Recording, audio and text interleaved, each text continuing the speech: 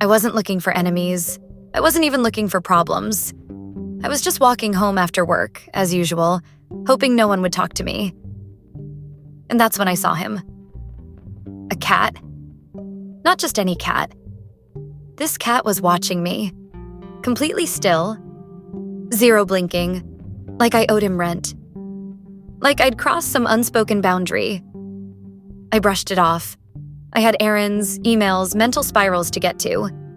But he watched me the whole way up the front steps. Eyes locked, tail flicked once. At first, I tried to rationalize it. Maybe he thought I had food. Maybe I smelled like chicken nuggets. Normal city cat logic, right? Maybe he liked my shoes. People overthink things all the time. I could do the same. I'm excellent at it. But then it happened again. Next day. Same time, same place, same cat, same stare. Not at me, at my door. And every time I walked by, a chill crept up my spine. What was he waiting for? By day 3, I was spiraling. Advanced level, PhD certified spiraling. You know those moments where you know you're being ridiculous. And yet, you can't stop? That was me. Because here's the real problem. I talk to myself. Constantly. Out loud. Whole conversations, arguments, pep talks, debriefs about what went wrong at the coffee shop this morning. You name it, I narrate it. And he'd been listening. Once you get that idea in your head, it doesn't leave.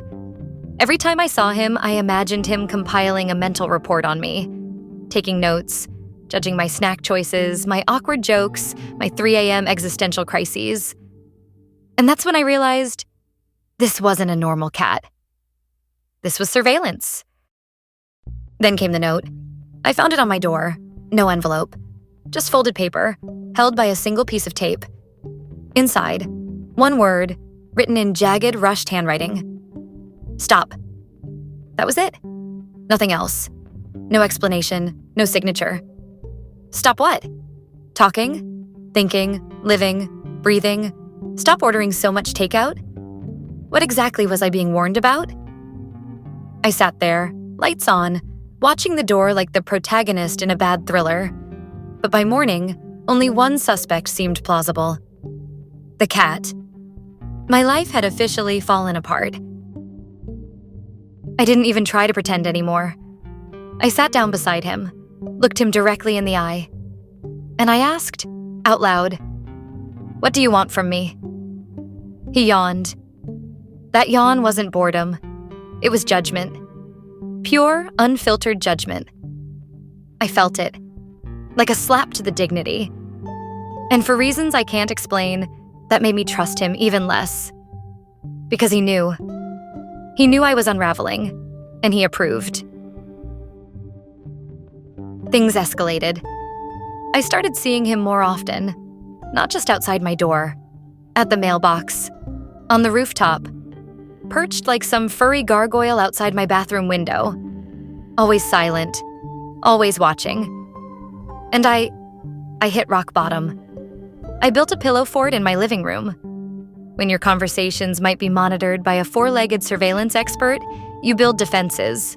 Soft ones, but defenses nonetheless. I started texting myself notes instead of speaking. Maybe he couldn't read. Or maybe I was just losing my grip on reality. Either way, silence felt safer. Then came the worst part. I saw my landlord petting him, middle of the day, like old friends, laughing, talking. And when I approached, silence. Total silence. I watched them exchange a glance. That's when I knew. This wasn't paranoia. This was a conspiracy. My landlord was in on it. The cat wasn't working alone. Was the whole neighborhood involved? Was my apartment bugged? Did I need to move? I didn't sleep that night. Again. I sat by my door, planning how to flee the city without raising suspicion. Then my landlord knocked on my door. I thought, this is it. This is the end. But instead, he handed me a small black microphone. Someone had planted it outside my apartment window. hidden inside a fake rock. And the cat? He'd been sitting on it, blocking the signal. Turns out, the cat wasn't spying on me. He'd been protecting me. Apparently, he'd been pawing at the fake rock for days, trying to get someone to notice. My landlord said, "He likes you." I didn't know whether to feel relief or existential shame. Probably both. Mostly both. I tried to apologize. Bought tuna. Ignored. Bought salmon. Ignored. Even bought those expensive squeeze treats. Nothing. Eventually, I understood.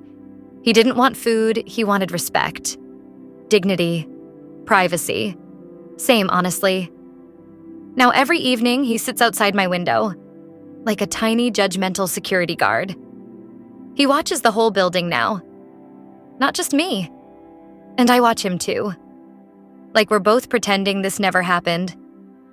Like we're both silently agreeing to forgive each other. Maybe. I feel safer now. Protected. Watched. In a good way. Probably. I've gone back to talking to myself. Out loud. With less shame. Because if anyone's listening, at least I know whose side he's on. And sometimes I catch him staring and I think maybe he misses the chaos. Maybe I do too. But not today. Today we're good. At least until someone else starts watching. Probably another cat. Probably worse.